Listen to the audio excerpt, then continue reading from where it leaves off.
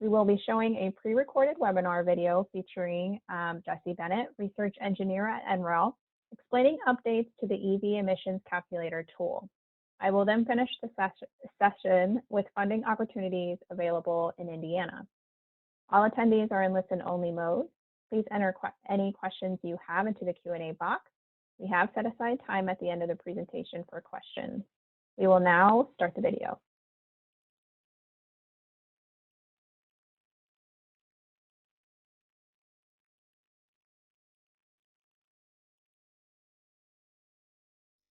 The AFDC.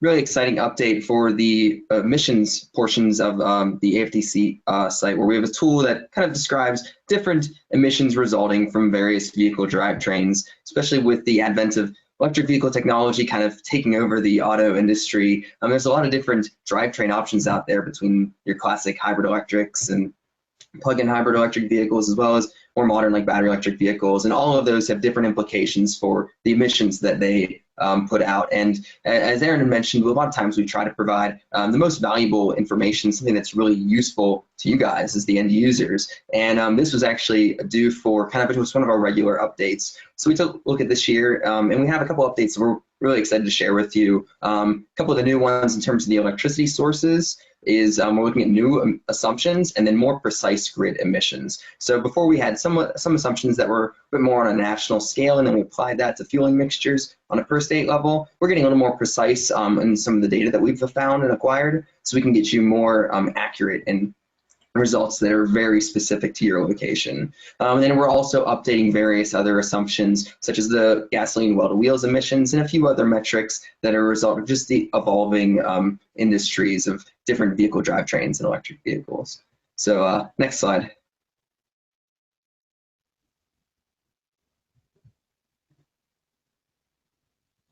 Yeah, so as Matt mentioned, this is something we're still kind of developing and looking to publish very soon on the site, but it's not quite yet available. So we're giving you a preview here, and there will be a couple different ways to navigate to this tool. We'll make sure that you can kind of access this at a bunch of different ways, the easiest way possible for you. But we will potentially have a link right on the AFDC homepage that is one of those kind of cycling banners, and one of them will actually be a highlight of this tool, as well as actually just on the AFDC tooling page. You can see at the bottom right, there will also be a specific link to this emissions calculator tool. And if you choose either one of those links, you'll be directed to this page that kind of gives you a brief overview of the tool. There will be an access to like an assumptions link at the bottom.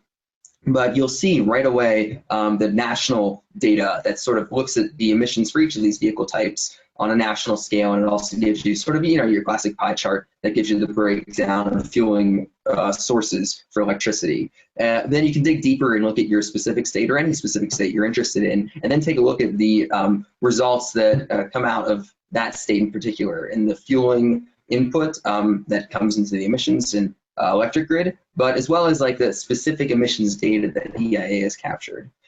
So next slide.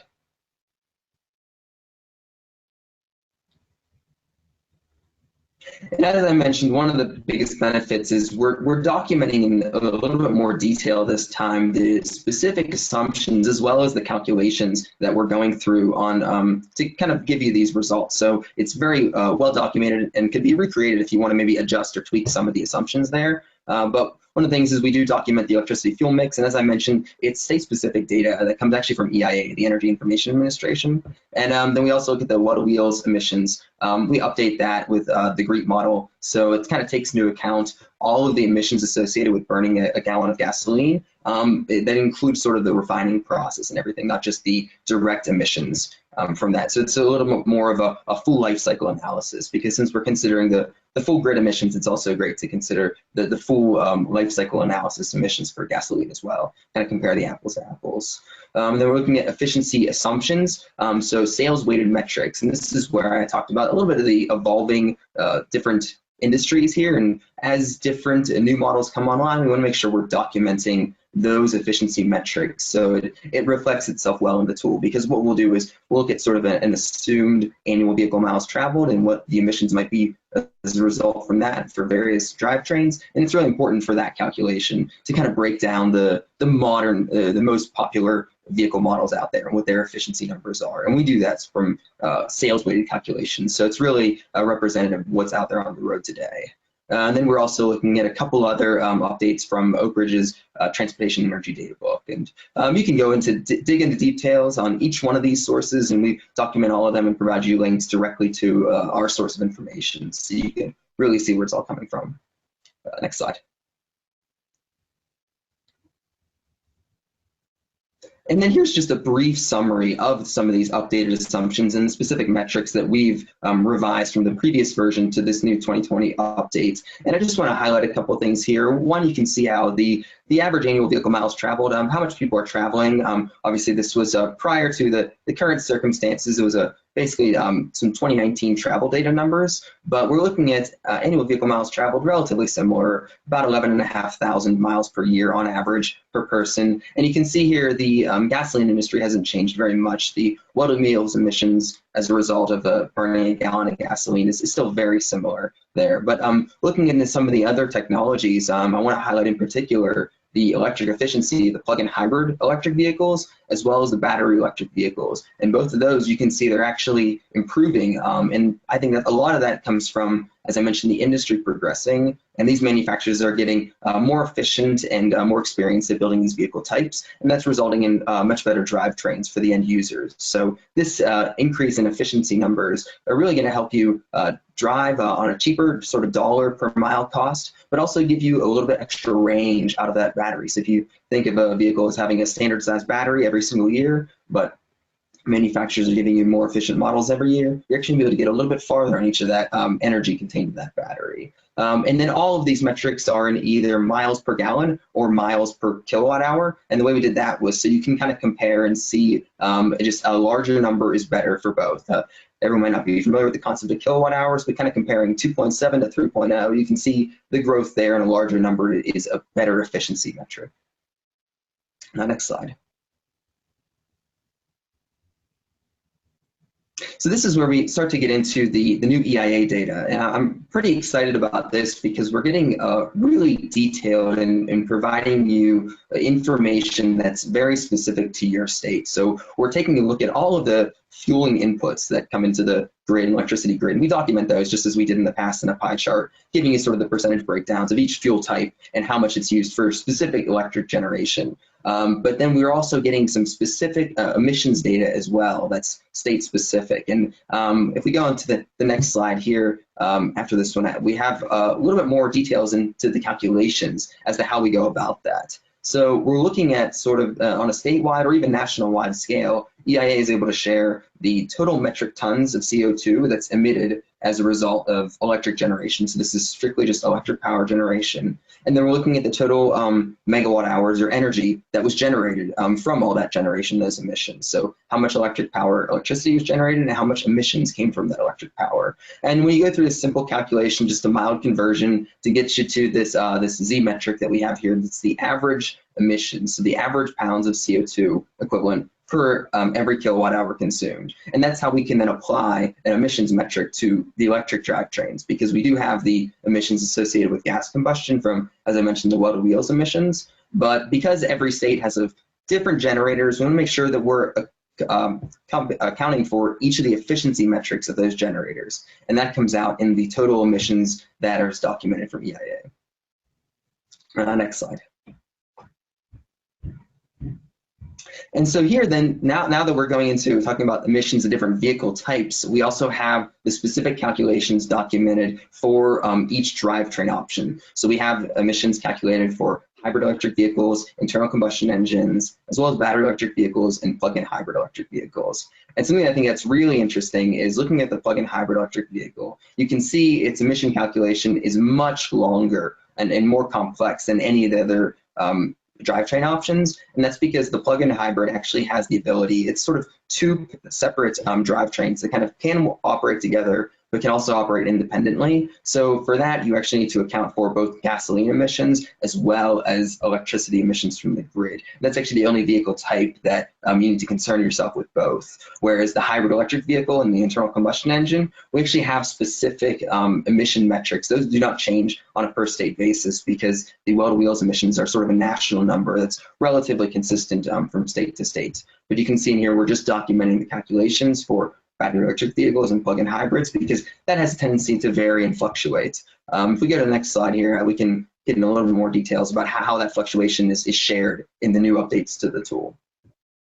So here's just some standard results. This is kind of the top right is where you'd see the national averages. And this is a standard result that everyone would see when they first come to the tool. So you can get just a reference point for the entire country, looking at the different electricity source breakdowns. Something that's really interesting is you can see here how in the last couple of years, natural gas has actually overtaken coal as the #1 source of electricity energy in the country. And you can see down here, over here on the right side, one of the most interesting updates I think that's really helpful to users is if you look at the bar chart, there's actually 2 different colors, orange and blue, and the orange actually represents the electric emissions as a result of electric drivetrains operating, and then the blue is actually the gas emissions. And that's where, going back to that plug-in hybrid, you can see it's a second option there. It actually has blue and orange because, as I mentioned, there's 2 separate drivetrains and 2 separate types of emissions calculated. So, and you can see here how it's rather interesting for both of these examples on the national scale, as well as in Oregon, going from battery electrics to plug-in hybrids, and then gasoline. You can see the emissions actually for each drivetrain kind of increase as terms of the total emissions. And I wanted to highlight Oregon because I thought it was a very interesting result with the extreme penetration of hydro energy on their grid. Looking right here, it looks like in the upper 40s or 40% or so of electricity in Oregon comes from hydro energy. That actually results in a very low electric emissions for both plug-in hybrid and battery electric. So you can see the real big benefit there. And these tools also have similar the hover feature where on each of these bar charts you can hover over the bar and see the specific emission numbers as a result of each of these drivetrains. Next slide. So, and then finally, and this is actually a great response, I actually was able to get a chance and see some results from some of the questions earlier on today that sounds like some of you are very interested in getting these widget features to kind of share this information more directly with your stakeholders. So kind of limit the number of clicks they have. And we're actually providing that not only to the maps and charts, but also to the new emissions calculator here. And there is a widget tool that you'll be able to share this information with them, with your stakeholders on your website. And it's a very similar operation to what Aaron had shared before. And it's we think is quite user-friendly, but as mentioned before, you're more than welcome to reach out to our team and provide you with any support if you need some help setting that up.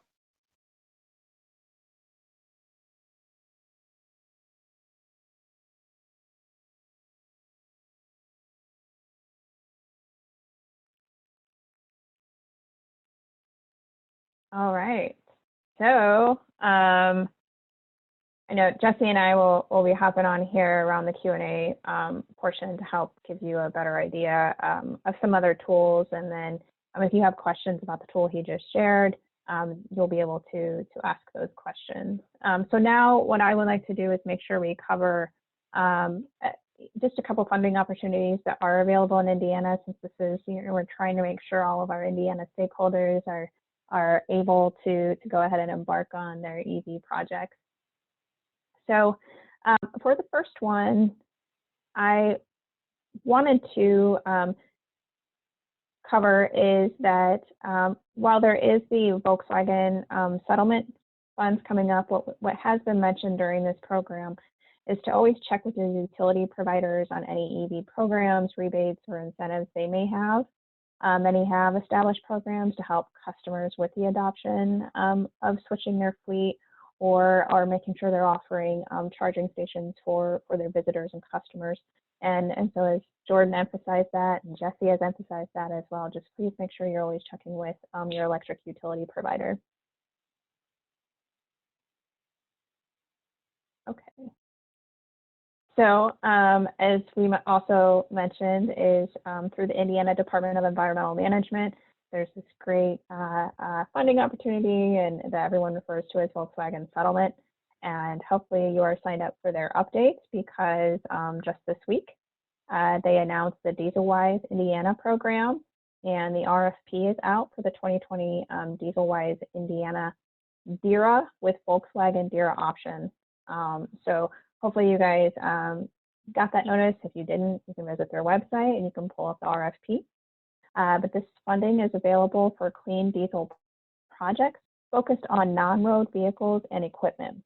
So non-road vehicles and equipment include vehicles, engines, and equipment used for construction, agriculture, cargo handling, like port, airport, and others, as well as rail transportation, marine transportation, and others. Approximately $2.2 million is being made available through a combination of US EPA Diesel Emission Reduction Act, or what we're calling DIRA, and the DIRA option of the National Volkswagen Mitigation Trust Program. Additional funds may be available in the near future, and the project proposals submitted under this grant opportunity may be awarded from those additional funds.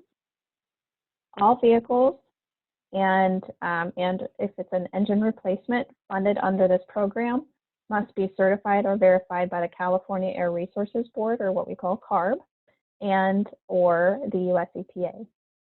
Indiana anticipates awarding cooperative agreements ranging from $50,000 to $750,000, subject to the availability of funds and the quality of the proposals received. Dieselwise Indiana expects to select projects by December of this year, with funds awarded soon thereafter. And just so you know, the proposals are due November 25th, 2020 at 5 p.m. Eastern Time.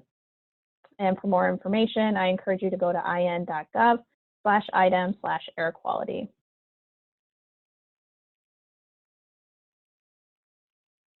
Yes, we did. Thanks, Kaylee. In the future, the Indiana Volkswagen Environmental Mitigation Trust Program will announce the RFP for round 3 for clean air projects focused on equipment and vehicle repowers and replacements with newer, cleaner alternatives of various fuel types. Grant awards in the past have ranged from $50,000 to $2 million, with total available funding at $9.83 million. Eligible projects for on-road equipment and vehicles include Class 4 through 8 trucks and Class 4 through 8 school, shuttle, and public transit buses for model years 1992 to 2009.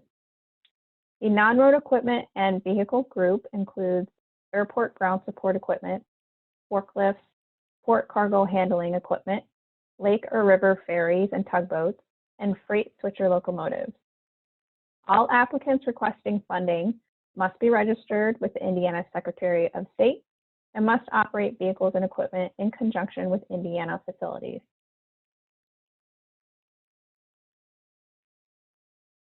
Should anyone have any follow-ups or questions, please feel free to reach out to me at Greater Indiana Clean Cities at the contact information listed on this slide. It's also listed on Whovo platform, so I think there's multiple ways you can get in contact with us, and we're happy to help you. Our website also has more information and resources where you can sign up for our newsletter, where we list events and funding opportunities as well.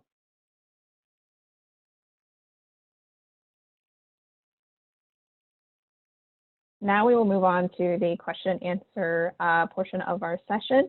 Remember to submit your questions in the Q&A box.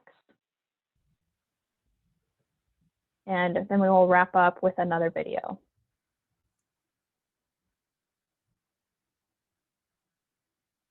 So if you did have questions about the tool that Jesse was covering, and I know, Jesse, I know you and I were talking a little bit about this, about all the fantastic tools available on the AFDC website. And I was trying to be cognizant of our time constraints for these sessions, because I know a lot of people are having like Zoom and webinar fatigue. And so we are trying to be cognizant of that, but please go ahead, since we don't have any questions yet, and talk a little bit about that tool and some of the other features that are available. Yeah, definitely. So the AFDC, the Alternative Fuels Data Center, is put on by the Department of Energy, and actually most of the people on my team actually oversee the updating and maintenance of that website. So a lot of the content, the tools on there are pretty valuable, and there's a lot of stuff in there that's really helpful for EV adoption and EV planning. And I did touch on the emissions calculator. It's actually an update that we're working on this year. It's kind of the newest update going through. I think it's actually still being rolled out currently. So you might want to maybe check back on the website in a couple weeks and see that the newer updates that I referred to there, but the previous version is still very useful as well.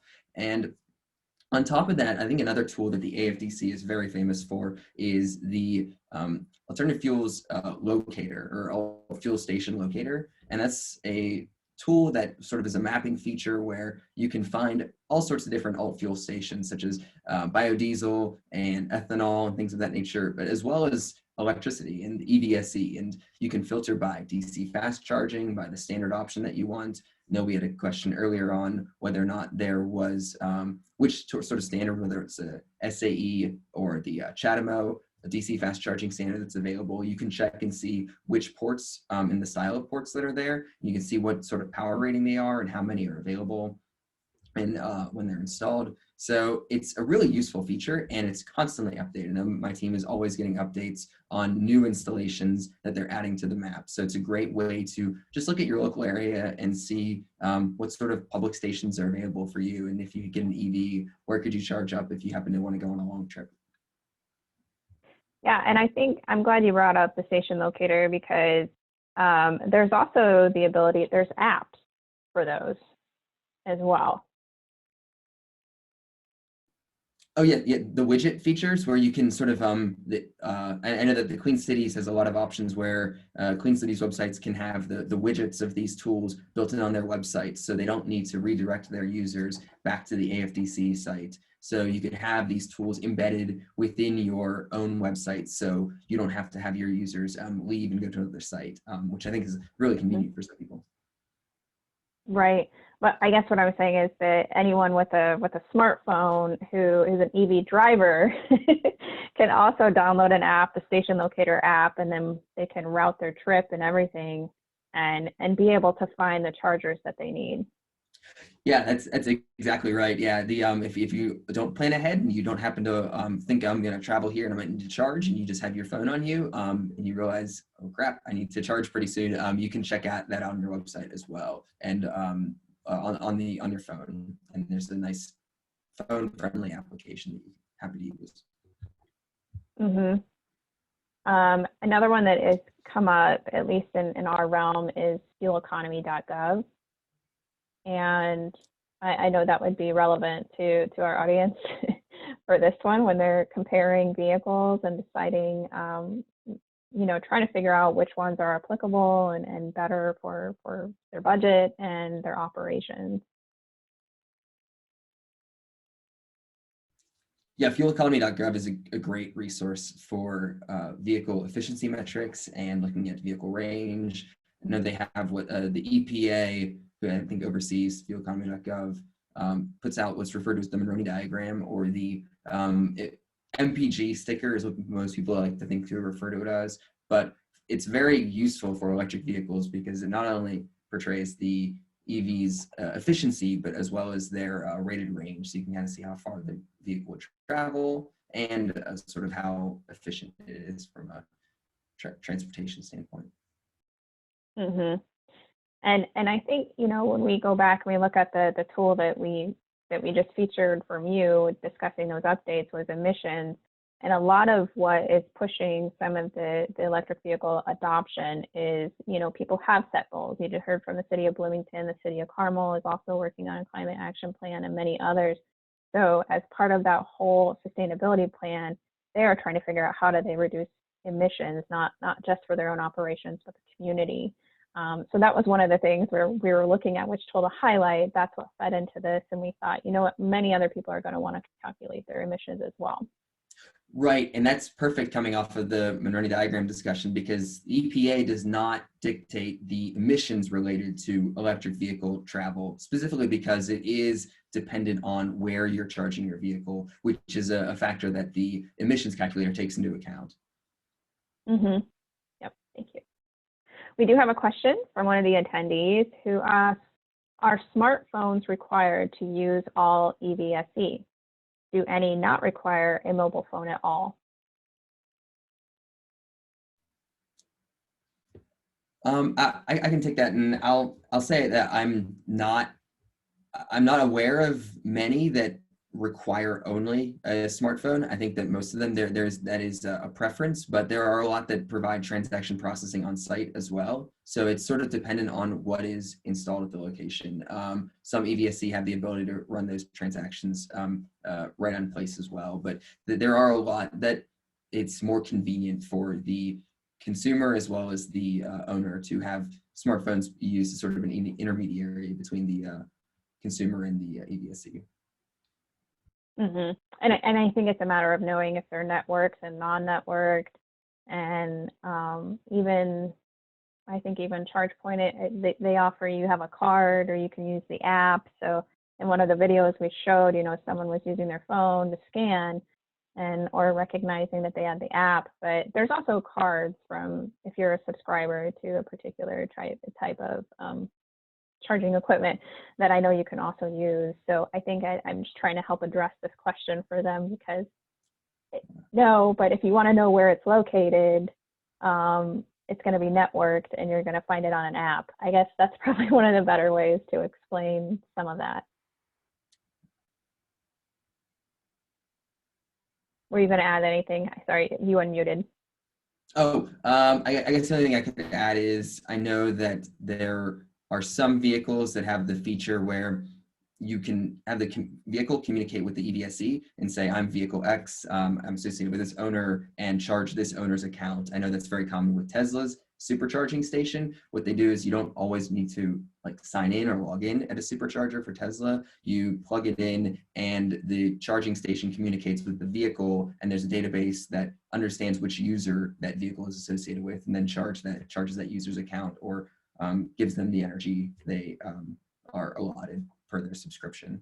So that is a feature that outside of Tesla is also capable. There's a couple standards that dictate the ability for vehicles to communicate with EVSE, but it's not yet widely accepted. But I think in the future that will be what is adopted in masses, this ability for the vehicle to be associated with the owner and then communicate with the charging station.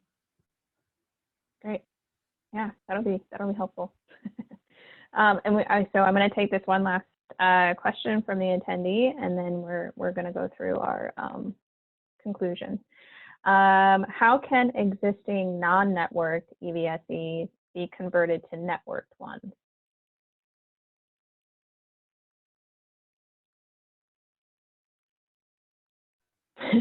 Did you want to take that, or do you want me to?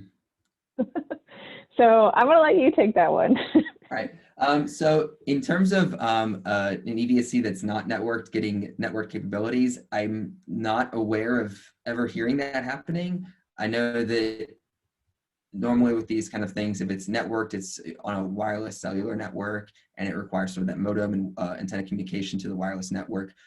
I don't think that's a feature that can be added on easily afterwards. There may be some manufacturers that add an option for network features to be added on later, but I think that's something more, if you're installing EVSE, it's kind of a decision whether or not you go networked or not. And that is a potential cost savings if you go with a sort of a non-smart or a simpler EVSE that doesn't have network capabilities. You'll save in the unit costs and you won't have a data or connection fee. But the ability to upgrade that EVSE in the future to have network capabilities, I think, is very rare. Mm-hmm. Okay. Thank you. Okay, so I think we are finished with the session here. So thank you again, Jesse. And I just want to say that this obviously concludes our whole program. So I hope everyone was able to tune in. If not, we do have the recordings on the Hoover platform. Myself, I'm trying to make sure we have all that offered on our website or the YouTube channel. So special thank you to our sponsors, obviously NoZone, Energy Systems Network, Ratio, Rolls-Royce, and Springbuk, as well as the event speakers, exhibitors, and all of you joining us over the last 2 days. What started off as a conversation on the needs of our area regarding electric vehicles has grown into a conference where we are offering the information providing guidance and leading others to the tools and resources they need to increase the use and adoption of electric vehicles.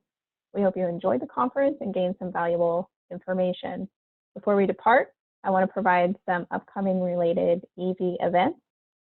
Coming up on October 6th from 1 to 2:15 p.m., Greater Indiana is hosting an electric school bus webinar in partnership with Bluebird Line Electric and the Environmental Law and Policy Center to go under the hood of electric school buses. Then on October 14th at 8 a.m., it's about a 45-minute discussion. We are partnering with ACT Research on the second session of a 3-part transportation discussion series. So you will join ACT Research Principal of Industry Analysis, Jim Neal, to fuel your day with a conversation about the electrification of heavy-duty trucks. Additional event information and links to register can be found at greaterindiana.com. And finally, please remember to take our quick 2-minute survey so we make sure we continue to plan future events and webinars of value to you. Have a great day, everyone, and stay safe.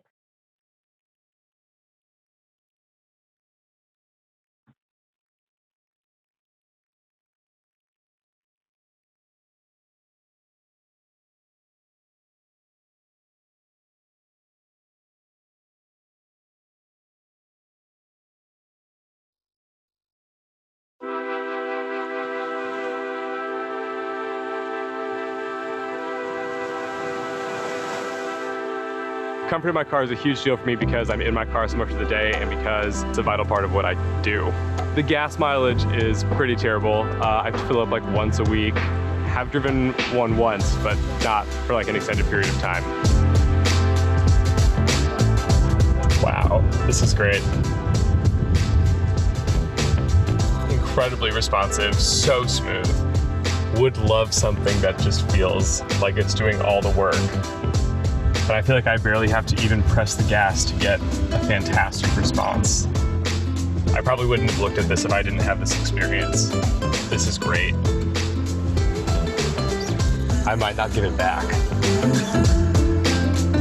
It was awesome. It was great. I mean, really was like far beyond what I was expecting from the driving experience.